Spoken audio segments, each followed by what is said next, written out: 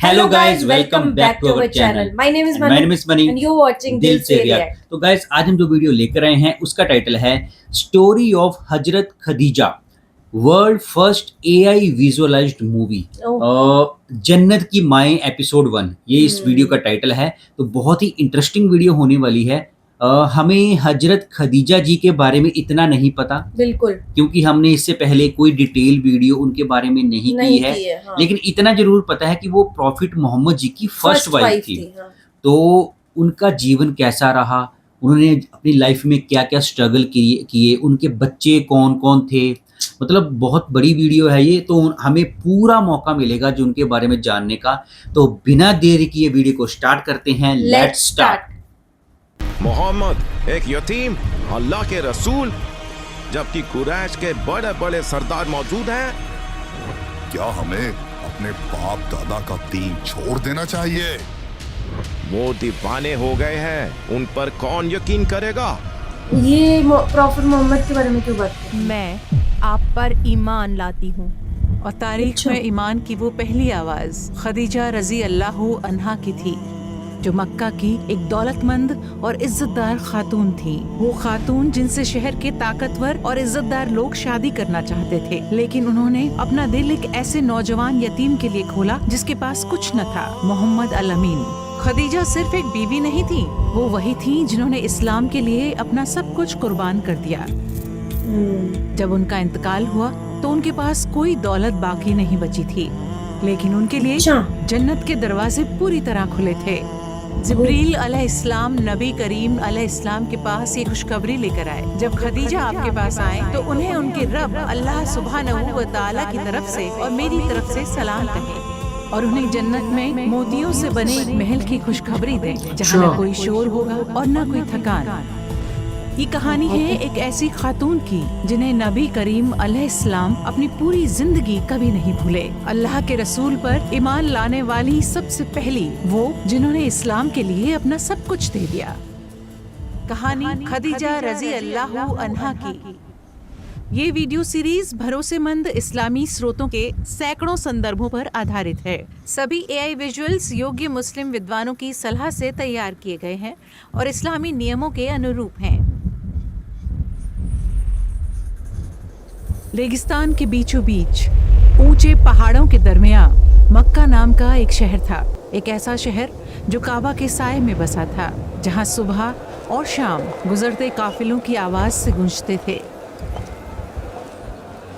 और उस शहर में कुरैश के सबसे इज्जतदार और अमीर व्यापारियों में से एक खुवैलिद रहते थे और उनकी बीवी फातिमा, जो एक ऊंचे खानदान से थीं, अपनी शान और वकार के लिए जानी जाती थीं। एक दिन अल्लाह ने उनके घर को एक बेटी से नवाजा। उसका आना समय से थोड़ा पहले हुआ। खुवैलिद ने बच्ची को अपनी गोद में उठाया और जब उसकी नन्ही आंखों में देखा तो वो मुस्कुराए और कहा, इसका नाम खदीजा होगा, यानी वो जो जल्दी आई। अच्छा। खदीजा की परवरिश एक शरीफ घराने में मक्का की मसरूफ व्यापारिक जिंदगी के बीच हुई। उनके पिता खुवैलिद बड़े बड़े काफिले तैयार करते और दूर दराज मुल्कों में माल भेजते थे और खदीजा कम उम्र में ही इस सारी चहल पहल को देखती रहीं। मक्का की तपती रेत पर वक्त गुजरता गया और उस इज्जतदार खानदान की बेटी खदीजा एक समझदार नौजवान खातून बन गईं। उन्हें अपनी उम्र की दूसरी लड़कियों से अलग सिर्फ इस बात ने नहीं किया कि वो कुरैश के सबसे इज्जतदार घरानों में से एक से थीं, बल्कि जो चीज उन्हें सबसे अलग बनाती थी वो थी उनकी रूह की पाकीज़गी। एक ऐसी रोशनी जिसे उस दौर के अंधेरे छू भी न सके। जहाँ लात, मनात और उज्जा जैसे बुतों के नाम रोजमर्रा की जिंदगी का हिस्सा थे, वहीं खदीजा का दिल उन बेजान पत्थरों की तरफ कभी नहीं झुका, एक बार भी नहीं। उनके पाक किरदार और उनकी रूह की पाकीज़गी को बयान करने के लिए मक्का के लोग उन्हें एक ही नाम से पुकारने लगे, अत-ताहिरा, यानी पाकीज़ा औरत।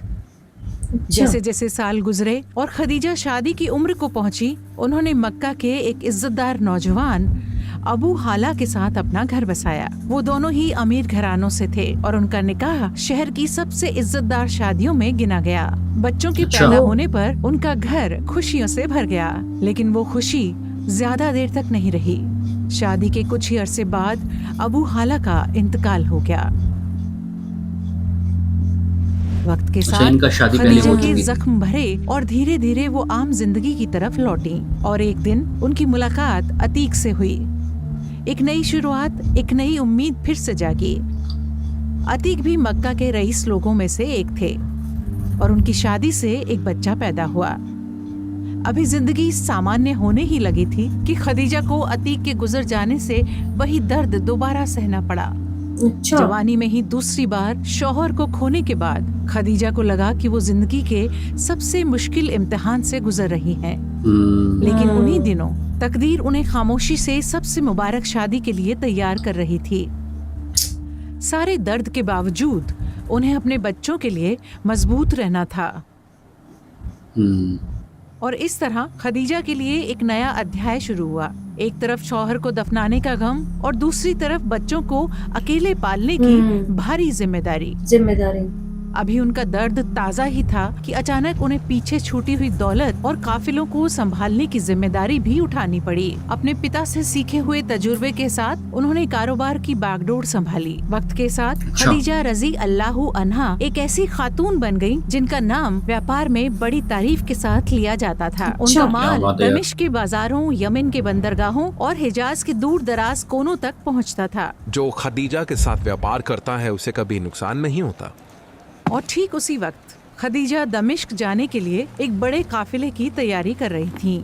ऊंट लग चुके थे, सामान व्यवस्थित था, सब कुछ तैयार था, लेकिन एक चीज की कमी थी। काफिले की अगुवाई करने के लिए कोई ऐसा शख्स जो ईमानदार और नेक हो। मक्का की गलियों में हर किसी की जुबान पर सिर्फ एक ही नाम था और वो नाम खदीजा के कानों तक भी पहुंचा, मोहम्मद अल अमीन, यानी भरोसेमंद मोहम्मद। कुरैश के लोग उस नूरानी चेहरे वाले नौजवान को उनकी ईमानदारी और अच्छे अखलाक की वजह से जानते थे। वो यतीम मोहम्मद सल्लल्लाहु अलैहि वसल्लम बचपन में भी एक चरवाहे के तौर पर काम करते थे और अकेले ही पहाड़ों में भेड़ों के बड़े बड़े रेवड़ चराते थे। और अपने चाचाओं के साथ काफिलों के सफर में उन्होंने व्यापार की बारीकियां सीखी। रसूल अलैहिस्सलाम अपनी जबान के पक्के और व्यापार में साफ और ईमानदार माने जाते थे।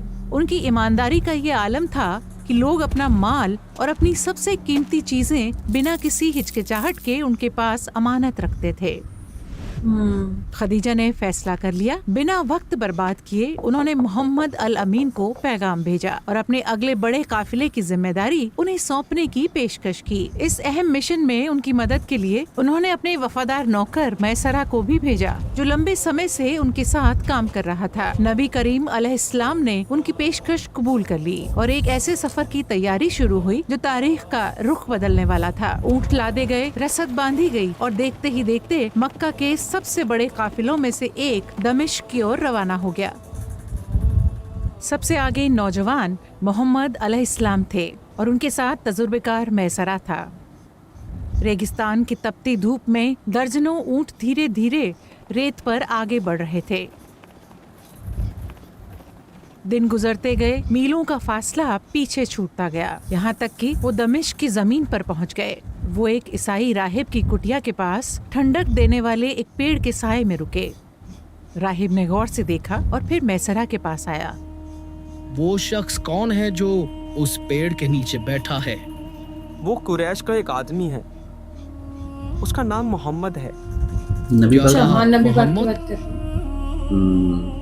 ये जान लो, उस पेड़ के नीचे आज तक सिवाय एक नबी के कोई और नहीं बैठा।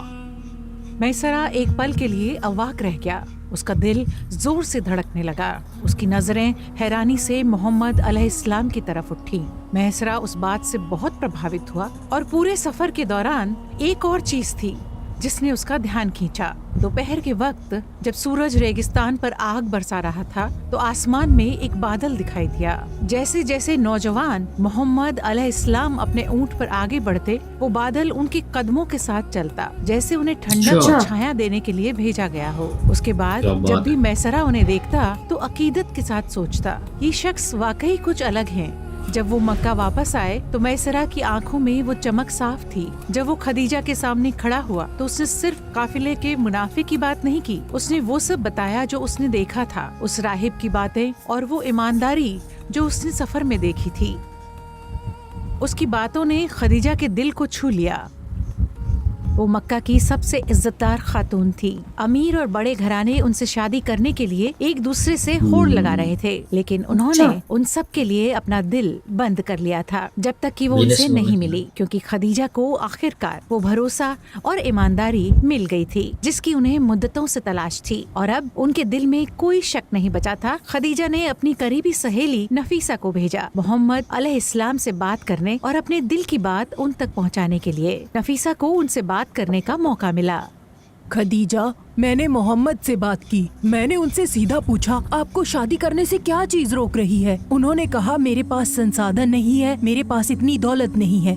और उसी पल मैं समझ गई तुम दोनों के बीच कोई रुकावट नहीं है। तो मैंने कहा, अगर उसका इंतजाम हो जाए और आपको एक ऐसी खातून से शादी की दावत मिले जो दौलतमंद, हसीन और इज्जतदार हो, तो क्या आप कबूल करेंगे? उन्होंने हैरानी से मेरी तरफ देखा और पूछा, वो कौन है? और मैंने तुम्हारा नाम लिया, खदीजा बिन्ते खुवैलिद। वो रुक गए, चौंक गए और फिर कहा, ये कैसे मुमकिन है? मैंने उनसे कहा, ये मुझ पर छोड़ दें। और फिर उन्होंने कहा, अगर ऐसा है तो मुझे मंजूर है। इस खुशखबरी के बाद नबी करीम अलैहिस्सलाम ने अपने चाचा अबू तालिब से बात की, जिन्होंने उनकी परवरिश की थी। फिर अबू तालिब और खदीजा के चाचा अम्र इब्न असद के बीच बातचीत हुई। मेरे भतीजे मोहम्मद इब्न अब्दुल्ला, ये जान लो, कुरैश का कोई नौजवान उनकी बराबरी नहीं कर सकता। ए कुरैश के लोगों, अपने परिवार की तरफ से मैं खुशी से इस रिश्ते को कबूल करता हूँ। गवार है ना, मैंने खुवैलिद की बेटी खदीजा का निकाह मोहम्मद इब्न अब्दुल्ला से कर दिया है। वो लम्हा सिर्फ दो दिलों का मिलन नहीं था, वो इस उम्मत की शुरुआत थी। उस दिन 40 साल की खदीजा और 25 साल के मोहम्मद अलैहिस्सलाम एक छत के नीचे आ गए। मक्का की वो इज्जतदार खातून और लोगों में सबसे भरोसेमंद शख्स। लेकिन ये कोई आम घर नहीं था, ये जमीन पर सबसे मुबारक घर था। उन्हीं दीवारों के बीच वही की पहली रोशनी चमकने वाली थी। वो घर जहाँ फातिमा रजी अल्लाहु अन्हा पलने वाली थी, जन्नत की औरतों की सरदार अली रजी अल्लाहु अन्हु, जो इल्म का दरवाजा है, और नबी करीम अलैहिस्सलाम का मुबारक परिवार। और उस दिन के बाद से इस घर से उठने वाला नूर पूरी दुनिया को रोशन करने वाला था। जब आप उस घर में दाखिल होते तो मक्का का शोर, उसका लालच और उसकी बेचैनी सब गायब हो जाती। जो बचता था वो था सुकून, एक ऐसा सुकून जिसे शब्दों में बयान नहीं किया जा सकता। नबी करीम अलैहिस्सलाम खदीजा की आंखों में देखते और उनकी बात गौर से सुनते। वो अपने फैसलों में उनसे मशवरा करते और उनकी राय की कद्र करते। वो उनकी सुकून का जरिया थी। और खदीजा वो कभी ऐसी बीवी नहीं थी जो नुक्ताचीनी करें या उन्हें आंकें। वो ऐसी दिल थी जिन्होंने उन्हें अपनी रहमत के साए में रखा था, वो जो हमेशा उनके साथ खड़ी रही। वक्त गुजरा और वो मुबारक घर जल्दी ही फिर से खुशियों से भर गया। खदीजा ने अपने पहले बच्चे नन्हे कासिम को अपनी गोद में उठाया। नबी करीम अलैहिस्सलाम की आंखों में बाप बनने की खुशी देखकर उनका दिल गहरे सुकून से भर गया। उस दिन के बाद से मक्का के लोग नबी करीम अलैहिस्सलाम को अबू अल कासिम यानी कासिम के पिता कहकर पुकारने लगे। लेकिन उनकी ये खुशी ज्यादा दिन तक नहीं रही। इससे पहले कि वो एक साथ ज्यादा वक्त गुजार पाते, कासिम का इंतकाल हो गया। जन्म के कुछ ही साल बाद। खदीजा के लिए ये एक ऐसा दर्द था जिसे बयान नहीं किया जा सकता। उनका प्यारा बेटा अब उनकी गोद में नहीं था। वो अब अपने बच्चे की खुशबू महसूस नहीं कर सकती थी। वो अब उसे अपने सीने से लगाकर उसकी गर्माहट महसूस नहीं कर सकती थी। माँ के लिए बहुत टफ है। माँ के लिए अपने बच्चे की जुदाई सहने से मुश्किल कुछ नहीं होता। जब नबी करीम अलैहिस्सलाम ने अपने प्यारे बच्चे को मिट्टी में सुलाया तो उन्हें भी गहरा दर्द हुआ। लेकिन गम यही खत्म नहीं हुआ। कासिम के बाद आने वाले सालों में उनके दूसरे बेटे भी गुजर गए। खदीजा के दिल में वो टीस हमेशा उठती और आंसुओं के साथ वो अल्लाह के रसूल से पूछती, या रसूल अल्लाह, वे अब कहाँ हैं? और भीगी हुई आंखों के साथ नबी करीम अलैहिस्सलाम फरमाते, वे जन्नत में है। एक के बाद एक 2 बच्चों को खोना दो नन्हे जनाजे, डिफिकल्ट काम ये है। जानना कि आप अपने बच्चे को आखिरी बार गोद में ले रहे हैं, ये जानना कि आप उनके मासूम चेहरे को आखिरी बार देख रहे हैं। बहुत क्या एक difficult माँ है। के लिए इससे बड़ा कोई दर्द है? कुछ भी ये नहीं। दर्द शब्दों से परे था, बिल्कुल। दिल को चीर देने वाला दर्द। कितने ही माँ बाप इस इम्तिहान से गुजरते हैं और ये दर्द इतना गहरा होता है कि ये विशाल दुनिया उन्हें तंग लगने लगती है। दुनिया की कोई चीज रूह को महसूस होने वाले उस खालीपन को नहीं भर सकती।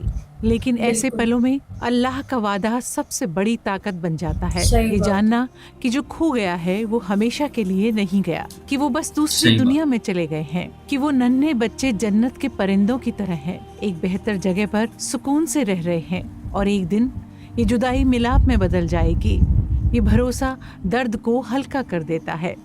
हाँ, इस दुनिया में बिछड़ना हुआ है, लेकिन हमेशा के घर में फिर से मिलन होगा, जहाँ फिर कभी जन्नत जुदाई में। नहीं होगी। शायद आंसू पूरी तरह न सूखें, लेकिन अंदर उम्मीद जागने लगती है। इन सब के फिर बावजूद भी दिल को वही समझाना सवाल बहुत बार मुश्किल बार है। जहन में आता है, लेकिन मैं ही क्यों? फिर हमारे रब का फरमान याद आता है, क्या तुम गुमान करते हो कि तुम जन्नत में चले जाओगे, जबकि तुम पर अभी वो हालात नहीं आए जो तुमसे पहले गुजरने वालों पर आए थे। और उस पल आप समझ जाते हैं दूसरों ने भी आपसे पहले इस रास्ते का सफर किया है। और सबसे बढ़कर अल्लाह के सबसे प्यारे बंदे मोहम्मद अलैहिस्सलाम और उनकी वफादार बीवी खदीजा, उन्होंने हमें सिखाया कि एक बच्चे को खोने में दिल टूट भी जाए, तब भी एक रूह पूरी तरह खुद को अपने Seriously? रब के हवाले कर सकती है। उनकी मुबारक आंखों से गिरे आंसू इस बात का सबसे बड़ा सबूत बन गए कि आपके बिल्कुल, आंसू बिल्कुल। कुदरती हैं। ये इंसान होने का हिस्सा यार, है। लेकिन माँ उनकी के लिए बहुत जिंदगी टफ है इस ये। बात का जीता जागता सबूत थी कि गहरा दर्द भी ईमान के साथ रह सकता है। बच्चों को खोने का दर्द अभी भी उनके दिलों में ताज़ा था, लेकिन उनका घर जल्द ही फिर से बच्चों की किलकारियों से गूंजने वाला था। एक एक करके खदीजा ने अपनी बेटियों को गले लगाया। ज़ैनब, रुकैया, उम्मी कुलसुम और फातिमा। रसूल चार अलैहिस्सलाम और खदीजा के घर में एक ऐसा सुकून था जिसे शब्दों में नहीं बताया जा सकता। लेकिन मक्का की गलियों में हर जुल्म और हर नाइंसाफी जो वो देखते थे, उससे उन दोनों के दिलों में गहरा दर्द होता था। खदीजा का दिल ये सब देखकर दुखता था, लेकिन मोहम्मद अलैहिस्सलाम को इससे और भी गहरा जख्म पहुंचता था।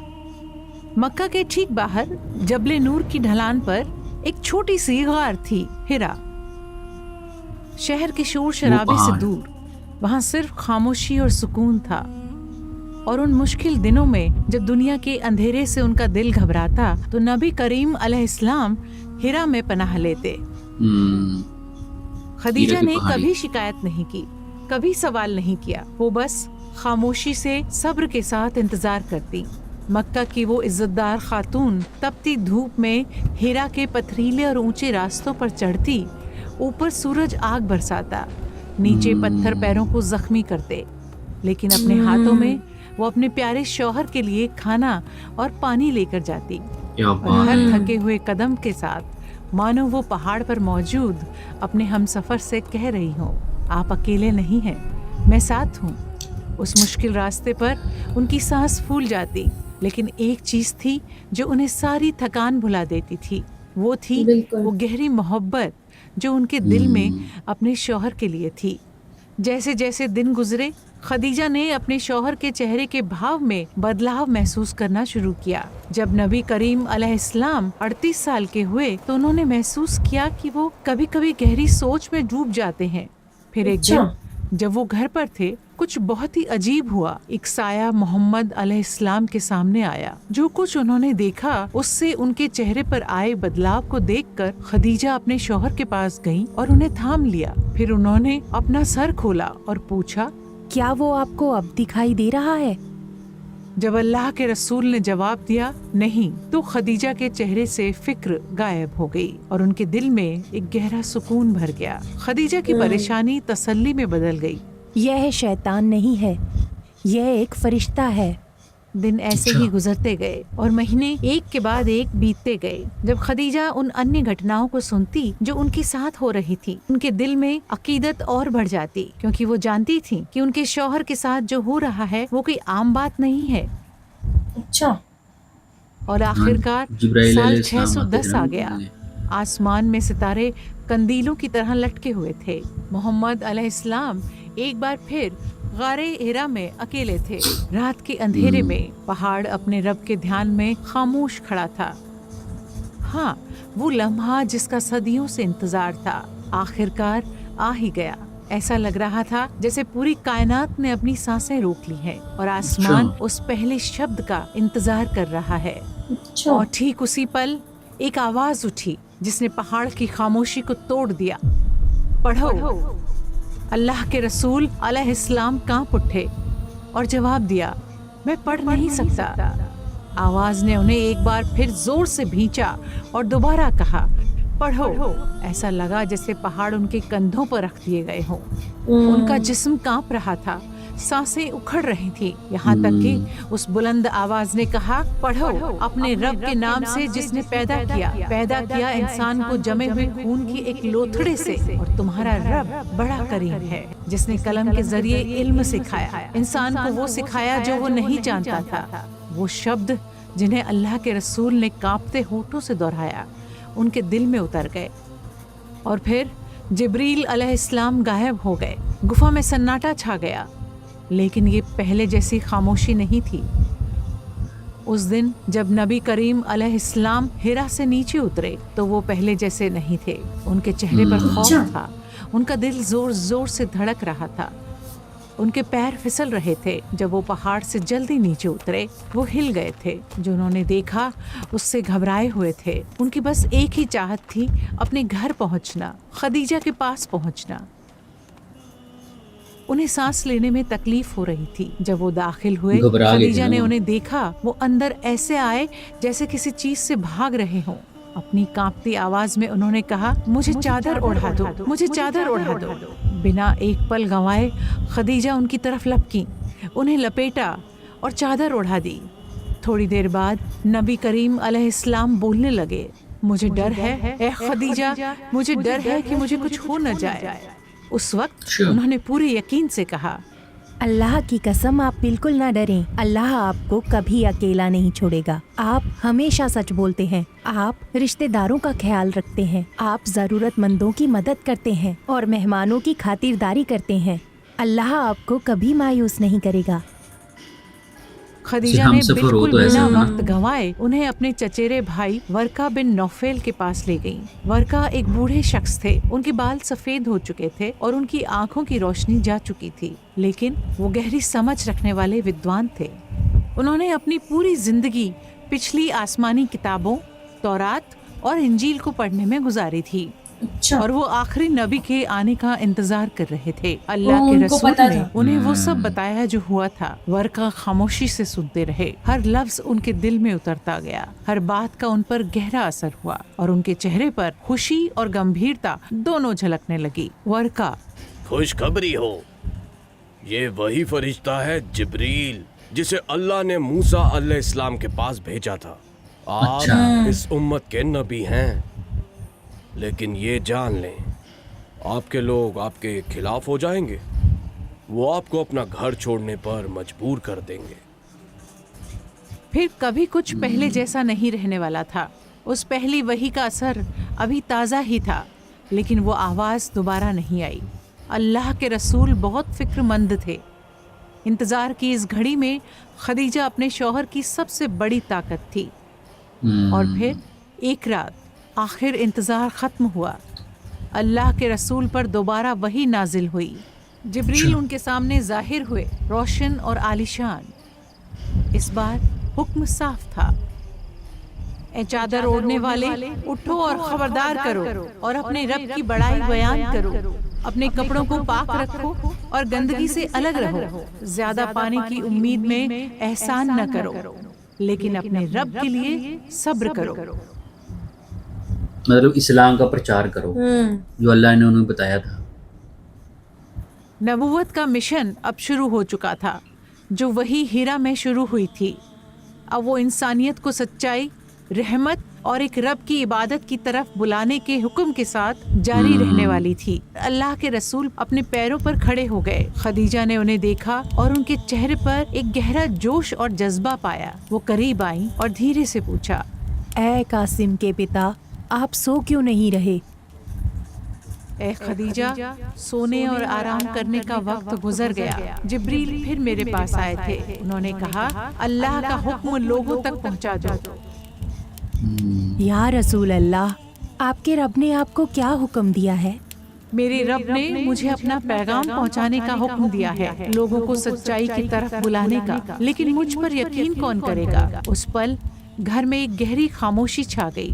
खदीजा का दिल उनके साथ धड़क रहा था। उनकी आंखें आंसुओं से भर गईं। कई साल पहले उन्होंने उस दौलत को नहीं चुना जिसके पीछे सब भाग रहे थे। इसके बजाय उन्होंने रसूल अलैहिस्सलाम के भरोसेमंद दिल को चुना। और पहली वही की रात की उनकी आवाज अब भी उनके कानों में गूंज रही थी, मुझे चादर ओढ़ा दो, मुझे चादर ओढ़ा दो। अब ये सब उनके दिल में उमड़ आया और एक ही वाक्य में बदल गया, सब लोगों से पहले या रसूल अल्लाह, अल्लाह का सच्चा दीन मुझे सिखाएं, क्योंकि मैं आप पर ईमान लाती हूँ। अच्छा। और फिर तारीख में ईमान की पहली आवाज खदीजा रजी अल्लाह अन्हा की तरफ से उठी। ये सिर्फ एक बीवी की आवाज नहीं थी, ये पूरी एक उम्मत के जन्म की आवाज थी। मतलब सबसे पहले इस्लाम इन्होंने कबूल किया था। अपने रब से मिली अमानत को उस शख्स के साथ साझा किया जिस पर उन्हें सबसे ज्यादा भरोसा था। तारीख में ईमान की पहली आवाज खदीजा से सुनी गई। खदीजा तमाम मोमिनों में सबसे पहली बनी, उम्मत की सबसे पहली। और उस दिन एक घर में बोले गए शब्द, मैं ईमान लाती हूँ, अरबों लोगों के ईमान में बदल गए। वो घर अब इस्लाम की पहली पनाहगाह बन चुका था।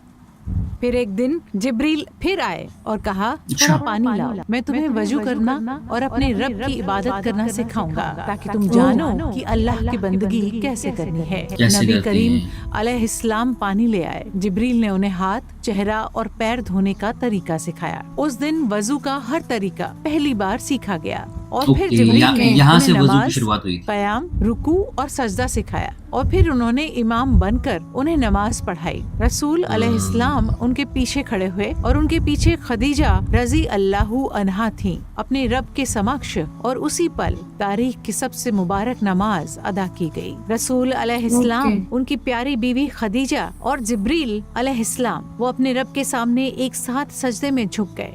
पहली बार माथे जमीन से लगे, पहली बार सजदे में दिलों का अपने रब से संपर्क जुड़ा। जो सिलसिला उस दिन सिर्फ 2 लोगों से शुरू हुआ था, आज वो अरबों लोगों की साझा इबादत बन चुका है, जो कंधे से कंधा मिलाकर खड़े होते हैं। एक दिन खदीजा फिर से हीरा की खड़ी ढलानों पर थी। उनकी उम्र ढल चुकी थी, उनके कदम धीमे हो गए थे। हर चढ़ाई पिछली बार से मुश्किल थी। इसके बावजूद उन्होंने अल्लाह के रसूल के लिए खाना ले जाना कभी बंद नहीं किया। फिर ठीक उसी पल जिब्रील आए और कहा, जब खदीजा आपके पास आए तो उन्हें उनके रब की तरफ से और मेरी तरफ से सलाम कहें और उन्हें खुशखबरी दें। जन्नत में एक महल की जो मोतियों से बना है, जहाँ न कोई शोर होगा और न कोई थकान। एक ऐसी खातून जिनका मकाम जन्नत में तभी तैयार हो गया था जब वो दुनिया में ही थी। एक ऐसी खातून जिन्हें खुद जिब्रील ने और उनके रब ने सलाम भेजा, क्योंकि उन्होंने अपनी जिंदगी, अपनी दौलत, अपना दिल अपने शौहर और उनकी दावत के लिए वक्फ कर दिया। उन्होंने भारी से भारी बोझ उठाए, तकलीफ पर तकलीफ सही, और इन सब के बावजूद कभी एक बार भी शिकायत नहीं की, कभी मलाल नहीं किया।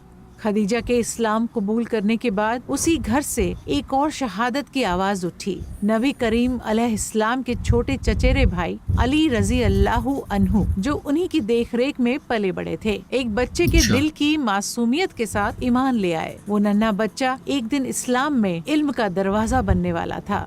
सालों पहले जैद को बचपन में गुलाम बना लिया गया था। बाद में खदीजा के जरिए वो नबी करीम अलैहिस्सलाम की देखरेख में आए और उनकी मोहब्बत महसूस की। और फिर जैद भी ईमान ले आए। जिस चीज ने उन्हें जोड़ा था वो न खून का रिश्ता था न दौलत, बल्कि वो ईमान का रिश्ता था जो उनके दिलों में बढ़ रहा था और अल्लाह के रसूल पर उनका भरोसा। रात के सन्नाटे में वही की आयतें नाजिल होती, पहले नबी करीम अलैहिस्सलाम के लबों पर और फिर उस छोटी सी वफादार जमात के दिलों में।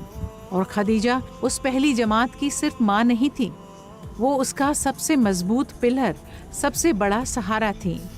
वो घर इस्लामी दावत का पहला केंद्र बन गया और वहीं से ईमान छुप छुप कर फैलने लगा। जमीन के नीचे दबे एक बीज की तरह ये खामोशी से बढ़ा और जड़ें पकड़ ली। लेकिन अब जमीन का सीना चीर कर बाहर आने का वक्त आ गया था और तब एक और हुक्म नाजिल हुआ, इस बार अपने सबसे करीबियों से शुरुआत करने का और अपने करीबी रिश्तेदारों को डराओ। इस इलाही हुक्म के बाद अल्लाह के रसूल ने खदीजा से बात की। उनके घर में उनके चाचाओं और हाशिम के बेटों के लिए दावत तैयार की गई। दस्तरखान बिछाए गए और मेहमानों का स्वागत किया गया। खाने के बाद नबी करीम अलैहिस्सलाम खड़े हुए। उन्होंने लोगों को दीन और दुनिया दोनों में सच्ची कामयाबी का रास्ता दिखाते हुए अपनी मुबारक दावत की तरफ बुलाया। जैसे ही उन्होंने अपनी बात खत्म की, एक मजाक भरी आवाज ने खामोशी को तोड़ दिया। ये उनके अपने चाचा अबू लहब थे। उसने पैगाम का मजाक उड़ाया, खुशखबरी को ठुकरा दिया और अपने कड़वे अल्फाज से उस रोशनी को बुझाने की कोशिश की। फिर एक एक करके सब चले गए। दस्तरखान वैसे का वैसा रह गया। रसूल अलैहिस्सलाम को पहले ही कदम पर उनके अपनों ने ही दुख पहुंचाया था और उसी पल अल्लाह के रसूल समझ गए कि इस रास्ते पर सबसे मुश्किल इम्तिहान उनके सबसे करीबियों की तरफ से ही आएंगे। उसके तुरंत बाद अल्लाह सुब्हानहू व तआला की तरफ से एक साफ हुक्म आया, बस जो हुक्म आपको दिया जा रहा है उसे खोल कर बयान कर दे और मुशरिकों की परवाह न करें। ये दावत अब राज नहीं रहने वाली थी। हक अब मक्का की गलियों में गूंजने वाला था। अपने करीबी रिश्तेदारों को खबरदार करने के बाद अब अल्लाह के रसूल को पूरी इंसानियत से बात करने का हुक्म था। इस पुकार ने कुछ दिलों में गहरा सुकून और खुशी जगा दी। कुछ ऐसे थे जिनकी आंखें अल्लाह का कलाम सुनकर भर आई, जो ईमान के साथ रसूलुल्लाह के पीछे खड़े हो गए। लेकिन कुछ और भी दिल थे, ऐसे दिल जिन्होंने हक के ऊपर घमंड और जिद को चुना। उन्होंने नबी करीम अलैहिस्सलाम को और ज्यादा तकलीफ देने के लिए सब कुछ किया। उनमें से कुछ जैसे आस इब्न वाइल और अबू जहल और भी आगे बढ़ गए और कहा, मोहम्मद की तो जड़ ही कट गई है, उसका नाम आगे बढ़ाने वाला कोई बेटा नहीं बचा और जब वो मरेगा तो उसका नाम भी उसके साथ खत्म हो जाएगा। जिस नाम के बारे में उन्होंने कहा था कि भुला दिया जाएगा, वो अब दुनिया भर में लड़कों का सबसे ज्यादा रखा जाने वाला नाम बन चुका है। उन्होंने कहा कि उनकी नस्ल खत्म हो जाएगी, लेकिन आज उनका नाम हर रोज अजान और बेशुमार दुरूद के साथ आसमानों में गूंजता है। अल्लाह ने अपने रसूल को कभी मदद और तसल्ली से महरूम नहीं किया। इन बातों के बाद उसने सूरह अल कौसर नाजिल की और इन अल्फाज के साथ नबी को तसल्ली दी, बेशक हमने आपको अल कौसर अता की है, तो आप अपने रब के लिए नमाज पढ़ें और कुर्बानी करें, बेशक आपका दुश्मन ही जड़ कटा है। हर गुजरते दिन के साथ जुल्म बढ़ता गया। मोमिनों के कंधों पर नए बोझ लाद दिए गए। जो कभी अपने ही शहर में आजादी से घूमते थे, अब अपने वतन में अजनबी बन गए थे। उन्हीं लोगों के हाथों सताए गए जिनसे वो प्यार करते थे। तुम मोहम्मद के दीन पर कैसे यकीन कर सकते हो जबकि हम अभी भी अपने बाप दादा के दीन पर हैं? सिर्फ ये कहने के लिए कि मेरा रब अल्लाह है, कुछ को जलते हुए पत्थरों पर डाल दिया गया, औरों को सांस के लिए तड़पते हुए तपती रेत के नीचे दबा दिया गया। बिलाल इब्न रबाह रजी अल्लाहु अन्हु की पुकार मक्का की गलियों में गूंजी और उन सबसे अंधेरे पलों में खदीजा अपना सब कुछ लेकर उनके साथ खड़ी रही। वो जुल्म की तपती धूप के नीचे एक ठंडी छांव बन गई, जख्मी दिलों पर एक नरम हाथ, क्योंकि वो जानती थी कि ये हक का रास्ता है, ये अल्लाह का रास्ता है। जब जुल्म नाकाबिले बर्दाश्त हो गया तो रसूल अलैहिस्सलाम ने मोमिनों के लिए उम्मीद का एक दरवाजा खोला। हबशा, समंदर के पार एक सुरक्षित जमीन, मक्का के अजाब से एक पनाहगाह। ये एक सुरक्षित जगह थी, लेकिन जुदाई का रास्ता भी था।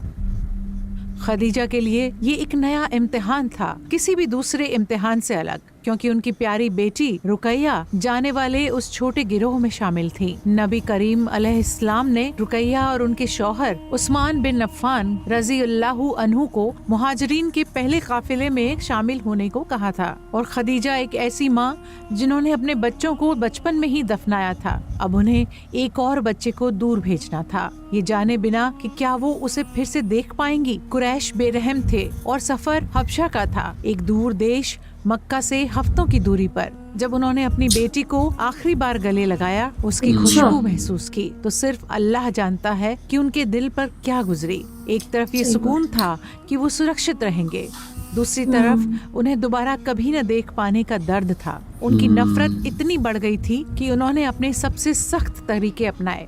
उन्होंने मुसलमानों को समाज से पूरी तरह काट दिया। कुरैश का फरमान साफ था, कोई उनसे बात नहीं करेगा, कोई उनके साथ व्यापार नहीं करेगा, उनके साथ कोई शादी ब्याह नहीं करेगा। और इस तरह बेरहम बायकॉट शुरू हुआ। वो उन्हें सलाम तक नहीं करेंगे। ऐसा था जैसे उन्हें उनके ही शहर में जिंदा दफनाया जा रहा हो। कहीं और जाने का रास्ता न पाकर मोमिनों ने अपने घर और यादें पीछे छोड़ी और शिबे अबू तालिब नाम की एक तंग घाटी में पनाह ली। उस दिन खदीजा ने अपना सब कुछ दे दिया, हर सिक्का, हर सामान उन्होंने भूखे मोमिनों की खातिर खर्च कर दिया। 3 लंबे सालों तक उस घाटी ने इंसानी तारीख के सबसे काले अध्यायों में से एक को देखा। रात को ठंडी हवा में बच्चों के रोने की आवाजें गूंजती थी। अम्मी दे दो ना, बस रोटी का एक टुकड़ा, वो मीठी खजूरें याद है? क्या कुछ भी नहीं बचा?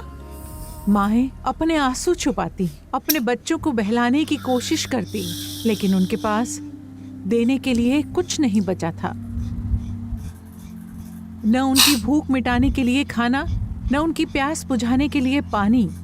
लोगों ने पेड़ के पत्ते उबाले, यहाँ तक कि सूखा चमड़ा भी, बस एक और दिन जिंदा रहने के लिए। भूख ने पूरी घाटी को घेर लिया था और फिर भी खदीजा और अल्लाह के रसूल ने अपना सब कुछ दिया, हर निवाला, हर कतरा बांटा, अपने आसपास के सभी लोगों की देखभाल की कोशिश की। लेकिन दिन ब दिन उन्हें एहसास हो रहा था कि उनकी रसद धीरे धीरे खत्म हो रही है। उन दर्दनाक दिनों में खदीजा के भतीजे हकीम बिन हिजाम ने हिम्मत दिखाई। एक रात अपने मुलाजिमों के साथ उसने चुपके से एक ऊंट पर आटा लादा और घाटी की ओर चल पड़ा। लेकिन जैसे ही वो पहुंचने वाला था, अबू जहल ने उसका रास्ता रोक लिया। क्या तुम बनु हाशिम के लिए खाना ले जा रहे हो? खुदा की कसम, तुम यही इंतजार करोगे जब तक मैं तुम्हें पूरे मक्का के सामने बेनकाब न कर दूं। उस वक्त अबू अल बख्तरी ने ये देखा और खामोश न रह सका। उसने अबू जहल से जबरदस्त बहस की और उसे वापस जाने पर मजबूर कर दिया। इस वजह से हकीम घाटी तक खाना पहुंचाने में कामयाब रहे। आटे की सिर्फ एक बोरी, लेकिन उन बच्चों के लिए जो कई दिनों से भूखे थे। ये खुद जिंदगी थी। कई हफ्तों में पहली बार बर्तन फिर से उबलने लगे और नन्हे बच्चों के चेहरों पर मुस्कुराहट लौट आई। और खदीजा ने एक बार फिर मोमिनों का बोझ हल्का करने में मदद की, सिर्फ अपनी दौलत से नहीं बल्कि अपने करीबी रिश्तेदारों को तैयार करके भी। फिर 3 लंबे सालों के बाद एक मोजिज़ा हुआ। बाइकॉट का वो दस्तावेज जो काबा की दीवार पर लटकाया गया था, उसे कीड़ों ने खा लिया था, पूरी तरह से नष्ट कर दिया था। और अल्लाह ने अपने रसूल को इसकी खबर दे दी। नबी करीम अलैहिस्सलाम ने अपने चाचा अबू तालिब को बताया कि क्या हुआ।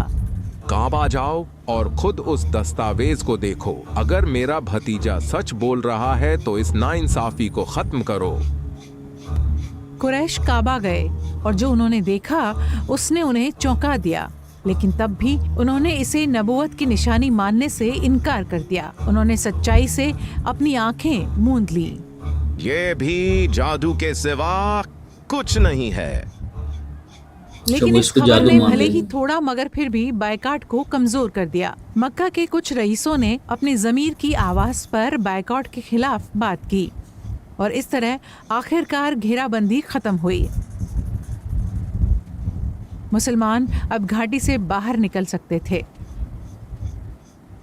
हाँ, भूख खत्म हो गई थी और जंजीरें टूट गई थी, लेकिन तकलीफों के बोझ और बढ़ती उम्र की थकान ने खदीजा के जिस्म को तोड़ दिया था। अच्छा। वो बीमार पड़ गईं और अब वो अपने बिस्तर से उठ भी नहीं पा रही थी। उन्हें सांस लेने में भी तकलीफ हो रही थी। अब उनका शरीर उन तमाम सालों के बोझ के तले कमजोर हो चुका था। उनकी बीमारी बढ़ती गई, सांसें भारी हो गईं।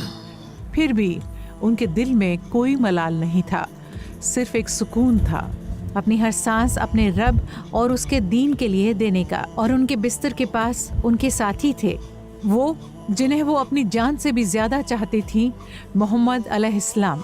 खदीजा ने अपनी नजरों को उनके मुबारक चेहरे की तरफ मोड़ा। उनकी जिंदगी के सबसे बेहतरीन दिन उनके साथ गुजरे थे। उन्होंने सब कुछ खो दिया था, लेकिन उनका सबसे बड़ा खजाना अल्लाह के रसूल का साथ था। ऐसा लगता था जैसे उनका दिल बस एक ही बात कह रहा हो, मेरे माँ बाप, मेरी दौलत और मेरी जान आप पर कुर्बान या रसूल अल्लाह। दुनिया की हर चीज उनकी एक मुस्कुराहट के सामने कुर्बान थी। जब वो मुस्कुराते तो दुनिया खूबसूरत हो जाती। जिस तरह से वो उन्हें खदीजा कहते, वो आवाज़ कायनात की किसी भी दूसरी आवाज़ से ज़्यादा प्यारी थी। लेकिन अब खदीजा धीरे धीरे जा रही थी और नबी करीम अलैहिस्सलाम का दिल गम से जल रहा था। वो अपनी प्यारी खदीजा को विदा कर रहे थे। उनकी बेटियां वहाँ थी और सबसे छोटी, वो तो अभी बच्ची थी, फातिमा, जिनका दिल बहुत नाजुक और कमजोर था, रो रही थी। खदीजा का दिल ये मंजर बर्दाश्त नहीं कर सका। कांपते हाथों से उन्होंने अपनी बेटी का चेहरा छुआ, उसकी आंखों में देखा और कहा, रो मत मेरी बच्ची, उदास मत हो, आंसू मत बहाओ। तुम्हें याद है जिब्रील ने तुम्हारे अब्बा से क्या कहा था? जब खदीजा आपके पास आए तो उन्हें सलाम कहें, उनके रब की तरफ से और मेरी तरफ से, और उन्हें खुशखबरी दें जन्नत में मोतियों से बने एक महल की, जहाँ ना कोई शोर है और ना कोई थकान। रो मत मेरी बच्ची। लेकिन नन्ही फातिमा के आंसू नहीं रुके, वो और भी ज्यादा बहने लगे। उनकी माँ के शब्दों ने जुदाई के दर्द को और गहरा कर दिया। वो अपने पिता की तरफ मुड़ी, उनकी आंखें आंसुओं से भरी थी, जैसे कह रही हों, अब्बा जान, मुझे तसल्ली दीजिए। रसूल अलैहिस्सलाम अपनी बेटी के दर्द को गहराई से महसूस कर रहे थे और वो अपनी प्यारी खदीजा के चेहरे से नजरें नहीं हटा पा रहे थे। वो उनसे कितनी मोहब्बत करते थे, उन पर कितना भरोसा करते थे। 25 साल तक वो उनकी साथ ही रही थी, हर कदम पर वो मौजूद थी। वो उनकी खदीजा थी और अब वो अनमोल साथी अपनी रूह अपने रब को सौंप रही थी। उनके मुबारक चेहरे पर गहरा दुख था, लेकिन साथ ही एक ऐसे दिल का खामोश सुकून जो अल्लाह की रजा पर राजी हो, क्योंकि अब मोतियों का वो महल जिसका उनसे वादा किया गया था, उनका इंतजार कर रहा था। खदीजा ने आखिरी बार अल्लाह के रसूल के चेहरे को देखा, फिर अपने बच्चों को देखा और खामोशी से अपनी रूह अपने रब को सौंप दी। खदीजा अपने खालिक सबसे बड़े मेहरबान के पास लौट गई। हवा में सिर्फ आंसू और गम था, और जो शब्द गूंज रहे थे वो थे, इन्ना लिल्लाहि व इन्ना इलैहि राजिऊन। बेशक हम अल्लाह ही के हैं और उसी की तरफ हमें लौटना है। वो खातून जिन्हें दुनिया में रहते हुए ही उनके रब ने सलाम भेजा था, अब वो उस रब तक पहुंच चुकी थी जिसने वो सलाम भेजा था। खदीजा इस दुनिया से रुखसत हो गई। उन्होंने अपने पीछे जो छोड़ा वो सिर्फ यतीम बच्चे नहीं थे, बल्कि एक नबी के दिल में ताकत और पूरी उम्मत के लिए एक रास्ता छोड़ा। वो लड़का जिसे उन्होंने पाला था, जैद, एक दिन कुरान की रोशनी दूर दराज मुल्कों तक ले जाते हुए इस्लाम के लश्करों की कमान संभालने वाला था। वो बच्चा जो उनकी देखरेख में बड़ा हुआ, अली, इल्म का दरवाजा और एक दिन मुसलमानों का खलीफा बनने वाला था।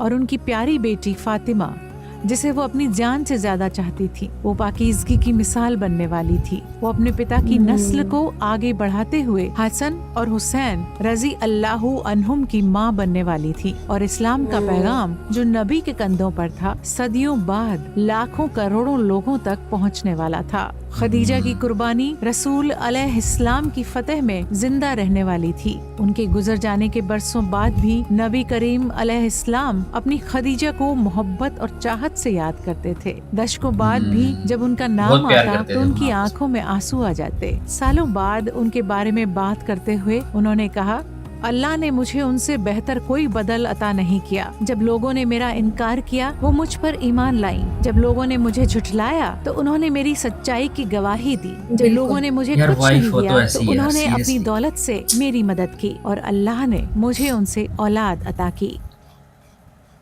सच में कुछ मोहब्बतें अमर होती है। जब खदीजा अपने रब से मिली तो ये कोई अंत नहीं था बल्कि एक कभी न खत्म होने वाले मिलन की शुरुआत थी, क्योंकि जिस जगह वो अल्लाह के रसूल से दोबारा मिलने वाली थी वो जन्नत थी, एक ऐसी जगह जहाँ कोई जुदाई नहीं। यही वजह है कि उनका नाम और उनकी मोहब्बत नबी के दिल में हमेशा जिंदा रही। ये वो विरासत है जो हमारी माँ खदीजा ने हमारे लिए छोड़ी है। दौलत या जायदाद नहीं बल्कि अल्लाह के रसूल के लिए मोहब्बत। इसका मतलब था ये कहने के काबिल होना, या रसूलुल्लाह आपको पत्थर मारे गए, आप भूखे रहे, आपको अपने घर से निकाला गया, आप अपनी उम्मत के लिए रातों को रोए और आपकी वजह से ये पैगाम मुझ तक पहुंचा। तो अब मैं भी आपको अपनी दौलत, अपने बच्चों और अपनी जान से ज्यादा चाहती हूँ, बिल्कुल हमारी माँ खदीजा की तरह। उन्हें चाहने का मतलब था उनके लिए तड़पना और कहना, काश मैं आपको एक बार देख पाती, आपके पास बैठ पाती और आपको अपने सारे दुख बता पाती। उन्हें चाहने का मतलब था कि हर कदम पर, हर शब्द बोलते वक्त आपका दिल कांप उठे, खुद से पूछते हुए, अगर अल्लाह के रसूल मुझे अभी देख लें तो क्या वो मुस्कुराएंगे? जब बात आती है उनके लिए मोहब्बत के सबसे बड़े सबूत की, तो वो है उनके रास्ते पर चलना और उनके मिशन को अपना मिशन बनाना, क्योंकि उनकी सुन्नत, उनका मुबारक तरीका आखिरी जमाने में भटकी हुई इंसानियत के लिए एक अचूक कंपास है। रसूल अलैहिस्सलाम से मोहब्बत करने का मतलब है अपनी जिंदगी को उनकी सुन्नत से सजाना। ये जान लो अल्लाह की रजा का एकमात्र रास्ता उसके रसूल के नक्शे कदम पर चलना है। सीरियसली। अब आपकी बारी है। हमारी माँ खदीजा की सबसे बड़ी हिम्मत थी अल्लाह के रसूल की पैरवी करना और पहला कदम उठाना जब बाकी सब हिचकिचा रहे थे। और आज उनकी हिम्मत आपके दिल में एक सवाल छोड़ती है, मेरा पहला कदम क्या होगा? शायद आपका पहला कदम आपका हिजाब है। ये वो वादा निभाना है जो आपने आईने के सामने खड़े होकर अपने रब से किया था, खुद से ये कहते हुए, इस बार मैं ये करूंगी। या शायद आपका पहला कदम आपकी नमाज है। ये वो मुलाकात है जो आपके कंधों पर बोझ जैसी लगती है, लेकिन जिस पल आपका माथा जमीन को छूता है बाकी सब कुछ खामोश हो जाता है। और उस खामोशी में, सजदे के उस पल में आपको आखिरकार एहसास होता है कि वो नमाज जिसे आप बोझ समझते थे, दरअसल वही एकमात्र चीज है जिसने आपको थाम रखा है। लेकिन मैं जानती हूँ कि वो पहला कदम उठाना आसान नहीं है। अंदर आवाजें आती हैं, बहुत देर हो चुकी है, आपने बहुत गलतियाँ की है, क्या अल्लाह आपको कबूल भी करेगा? आपने पहले कोशिश की और फिर हार मान ली। लेकिन ये जान लीजिए, आपके रब को इससे फर्क नहीं पड़ता कि आप कितनी बार गिरी, बल्कि इससे कि आप कितनी सच्चाई से उसके दरवाजे पर आती हैं। जब आप कहती हैं मैं लौट आई हूँ, तो वो कभी नहीं पूछता तुम इतने वक्त तक कहाँ थे। याद रखिए, हमारा रब क्या वादा करता है, अगर मेरा बंदा मेरी तरफ चल कर आता है तो मैं उसकी तरफ दौड़ कर जाता हूँ। और अब अपना पहला कदम उठाइए, डरिए मत, क्योंकि अल्लाह उसे कभी तन्हा नहीं छोड़ता जो उस पर भरोसा करते हैं।